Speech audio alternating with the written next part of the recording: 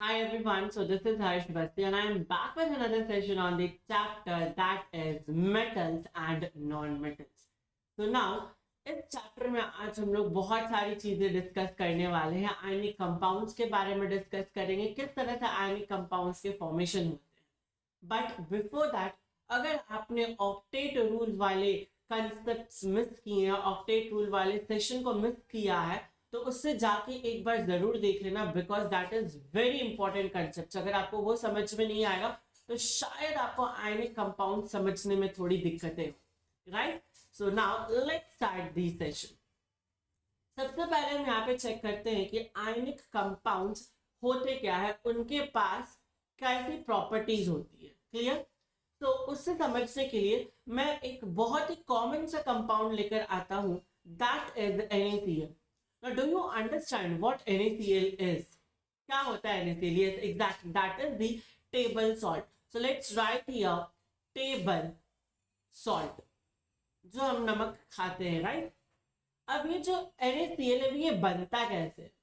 याद करो, हम लोगों ने Na पॉजिटिव का फॉर्मेशन देखा था कि Na पॉजिटिव कैसे बनता है। अब अगर Na पॉजिटिव बन गया तो इसको न्यूट्रलाइज करने के लिए मैं एक अगर कोई नेगेटिव आयन ला दूं, दैट इज एनायन ला दूं, तो एक बॉन्ड बन सकता है, राइट? सो इसके लिए मैंने क्या किया, यहाँ पे Cl नेगेटिव को लिया।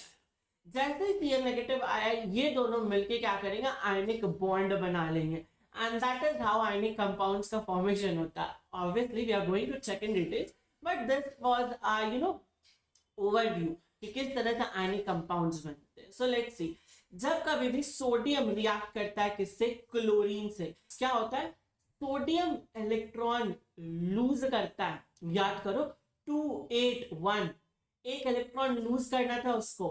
एक इलेक्ट्रॉन जो सोडियम ने लूज किया, वही एक इलेक्ट्रॉन क्लोरीन ने उठा लिया तुरंत से, क्योंकि क्लोरीन को एक इलेक्ट्रॉन चाहिए होता है अपना ऑक्टेट पूरा करने के लिए। तो क्या हुआ यहाँ पे, एक्सचेंज ऑफ आयंस। क्या हुआ यहाँ पे, exchange of ions, and this is how NaCl form हुआ। सो होता है क्या, sodium and chloride ions being oppositely charge, obviously sodium positive charge है, क्लोरीन नेगेटिव चार्ज है, एक दूसरे को अट्रैक्ट करते हैं, दोनों के बीच में एक बॉन्ड बनता है, एक स्ट्रॉन्ग फोर्स ऑफ अट्रैक्शन होता है, that is known as electrostatic force of attraction, जिसके कारण हमारे पास कंपाउंड मिल जाता है which is NaCl, and this is how NaCl का फॉर्मेशन होता है। थोड़ी सी कंसेप्ट को डिटेल में चेक करते हैं। NaCl ना, Na का इलेक्ट्रॉन डॉट स्ट्रक्चर अगर मैं देखूं तो सिर्फ और सिर्फ shell, that is valence shell की यहाँ पे बात करूंगा, तो ये है Na, दैट इज एक इलेक्ट्रॉन है उसके पास, और Cl के पास कितना, 1 2 3 4 5 6 7, तो इसे एक इलेक्ट्रॉन चाहिए स्टेबल होने के लिए। तो ये जो Na है वो क्या करेगा, एक इलेक्ट्रॉन लूज करेगा और यही इलेक्ट्रॉन Cl ले लेगा, and this is how Na के ऊपर पॉजिटिव चार्ज आ जाएगा और Cl के ऊपर नेगेटिव चार्ज आ जाएगा, एंड फाइनली NaCl बन जाएगा। उसी तरह से हम MgCl2 को भी बना के देखते हैं कि किस तरह से फॉर्मेशन होता है MgCl2 का। ब्लैंक पेज लेता हूं और MgCl बनाते हैं, राइट, सॉरी MgCl2। क्लियर? हाँ, Mg की बात करूं, what is the atomic number of Mg? Mg का एटॉमिक नंबर क्या होगा, ऑब्वियसली 12 होगा, 12 होगा। क्लोरीन का कितना होगा एटॉमिक नंबर, 70। एग्जैक्टली, अगर तुम्हें याद नहीं है तो आई रिक्वेस्ट एवरीवन तो प्लीज लर्न दिस, बिकॉज बहुत टाइम क्या होता है कि हमें यही सारी चीजें पता नहीं होती और हमें केमिस्ट्री हार्ड लगने लग जाती है, बट एक्चुअली में केमिस्ट्री इज नॉट हार्ड। तुम्हें ये बेसिक्स पता हो ना, तुम तुरंत क्वेश्चन सॉल्व कर सकते हो। क्लियर? चलो Mg के बारे में देखते हैं। Mg का क्या हो जाएगा, Kl, यहाँ पे 2, यहाँ पे 8, M में कितना हो जाएगा, 2। इन द सेम वे करते हैं, K में 2 इलेक्ट्रॉन से, L में कितने हो जाएंगे, 8, M में कितने हो जाएंगे, 7। होना क्या चाहिए था, 8 इलेक्ट्रॉन होना चाहिए था ऑक्टेट कंप्लीट करने के लिए। अब यहाँ पे चेक करो कि ये जो Mg है वो क्या करेगा, एक इलेक्ट्रॉन लूज करेगा या 2 इलेक्ट्रॉन लूज करेगा? एग्जैक्टली, ये 2 इलेक्ट्रॉन लूज करेगा स्टेबल होने के लिए। ठीक है, अब क्या होता है, क्लोरीन को तो एक इलेक्ट्रॉन चाहिए, तो यहां से एक इलेक्ट्रॉन क्लोरीन ले गया, क्या हुआ, एक इलेक्ट्रॉन यहां से क्लोरीन ले गया, राइट। दूसरा इलेक्ट्रॉन कहाँ गया, दूसरा इलेक्ट्रॉन दूसरा क्लोरीन ले जाएगा। दैट मीन्स यहाँ पे 2 क्लोरीन चाहिए। सो कुछ इस तरह का फॉर्मेशन होगा, यहाँ पे 2 8, राइट, एग्जैक्टली। इलेक्ट्रॉन घटा, प्रोटॉन बढ़ा, तो Mg के पास क्या आ जाएगा, +2 charge. In the same way chlorine में एक इलेक्ट्रॉन बढ़ा तो एक क्लोरीन के ऊपर क्या आ जाएगा, नेगेटिव चार्ज। क्लियर। तो फॉर्मूला हमारा कुछ ऐसा हो जाएगा क्या, MgCl2। सोचो, इसे चेक करते हैं।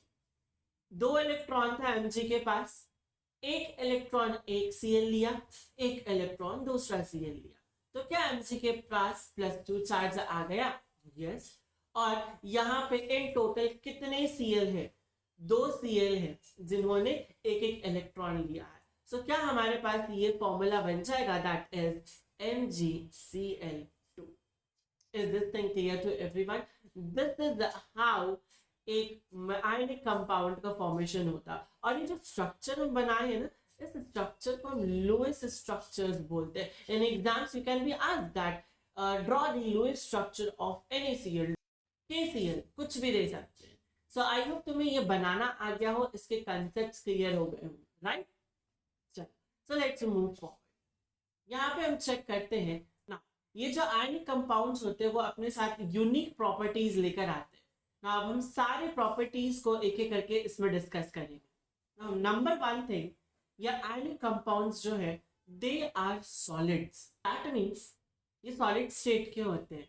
Now what's the main reason behind this? If I ask you कि ionic compound solids क्यों होते हैं, can anyone answer me in the comment section?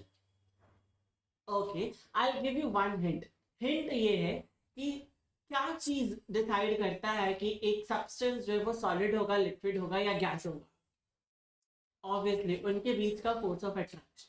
So if I talk about the force of attraction between the molecules of this particular ionic compounds, तो इनके बीच में जो force of attraction होता है वो काफी ज्यादा स्ट्रॉन्ग होता है। दैट्स व्हाई ये जो आयनिक कंपाउंड्स होते हैं वो क्या होते हैं, सॉलिड नेचर के होते हैं, राइट। क्यों? Because force of attraction between the positive and the negative ions is very very high. साथ ही साथ में नेक्स्ट अगर मैं बात करूं ना, अब तुम्हें ना ये सारे प्रॉपर्टीज जो एक दूसरे से लिंक्ड अप मिलेंगे। कैसे? Ionic compounds have high melting and boiling point. क्यों? फोर्स ऑफ अट्रैक्शन ज्यादा एनर्जी देना पड़ेगा उनको बॉईल करने के लिए, मेल्ट करने के लिए। क्लियर?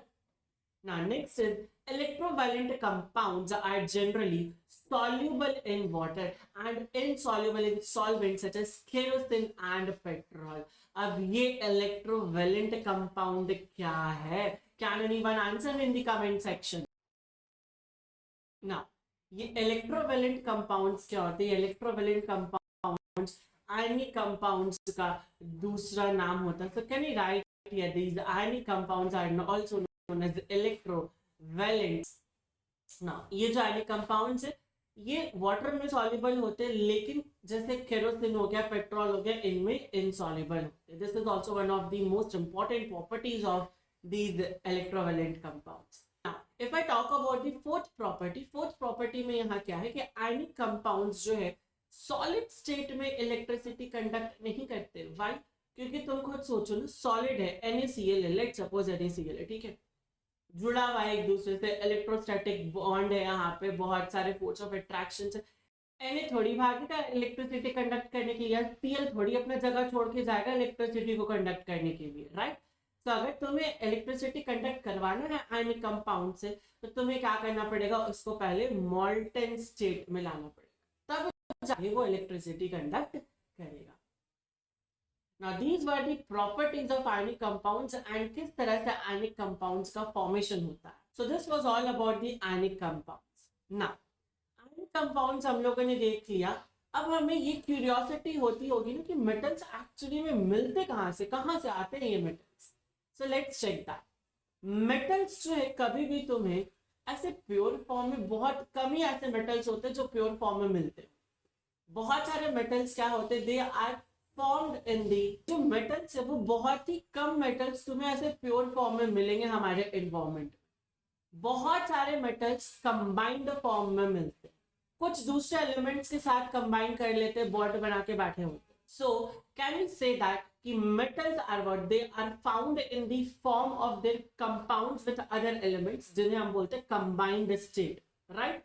अभी कंबाइंड स्टेट्स क्या हो सकते हैं, या तो वो मेटल ऑक्सीजन के साथ रिएक्ट करके ऑक्साइड्स बना रखा हो, या तो वो कार्बोनेट के साथ रिएक्ट करके कार्बोनेट्स बना रखा हो, इन द सल्फाइड्स के साथ रिएक्ट कर रखा हो, क्लोराइड बना रखा हो, दैट इज क्लोरीन के साथ रिएक्ट कर रखा हो ना। अगर तुम्हें प्योर मेटल चाहिए तो तुम्हें इससे एक्सट्रैक्ट करना पड़ेगा, राइट।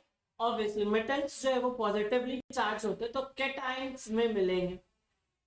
अब बहुत ही कम मेटल्स जो एकदम लीस्ट रिएक्टिव है, जो किसी से रिएक्ट नहीं करते, जैसे कॉपर हो गया, सिल्वर हो गया, गोल्ड एंड प्लैटिनम, ये फ्री फॉर्म में मिलते हैं। दैट मीन्स ये किसी के साथ कंबाइन करके कोई भी प्रोडक्ट नहीं बना के बैठे होते, इनको तुम इजीली क्या कर सकते हो, इजीली यूज में ला सकते हो। Like you have heard about the gold mines, right. Diamond के माइंस है इंडिया में, गुजरात में गोल्ड माइंस है, बहुत सारी जगह है, राइट। तो ये सारे मेटल्स क्या होते हैं, ये सारे मेटल्स अपने प्योर स्टेट में मिलते हैं, फ्री स्टेट में मिलते हैं। क्यों? Because they are less reactive and दूसरे मेटल से या दूसरे एलिमेंट से या दूसरे कोई भी कंपाउंड से रिएक्ट नहीं करते। क्लियर ना। अब यहाँ पे तुम्हें दो चीजें पता चली, या तो तुम्हारे पास मेटल कंबाइंड स्टेट में होगा, या तो मेटल प्योर स्टेट में होगा। तो प्योर स्टेट में होगा तो उसको तो हम बहुत ही इजीली यूज कर सकते हैं, लेकिन अगर कंबाइंड स्टेट में है तो फिर हमें दिक्कत होगा। दैट मीन्स हमें उस कंपाउंड से मेटल्स को एक्सट्रैक्ट करना पड़ेगा। सो इन सारी चीजों के बारे में हम लोग नेक्स्ट सेशन में डिस्कस करें। आई होप दैट आज के सेशन में जितने भी कंसेप्ट है आपने उसको क्रिस्टल क्लियर समझ लिया होगा। बट अब क्या करना है, कंसेप्ट समझने के बाद we have to make short notes.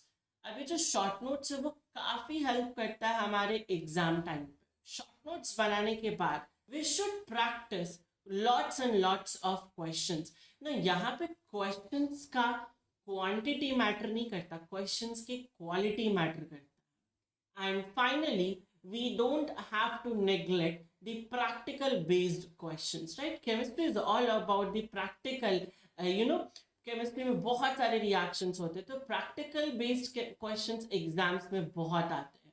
So now if I talk about ये सारी चीज आप लोगों को करनी है तो बहुत टाइम लग जाएगा हर एक चैप्टर्स के लिए, because I completely understand हमारे पास बहुत सारे subjects. So to make this easy for you, what I have brought is that 3 best books for the chemistry. Yes, you heard it right.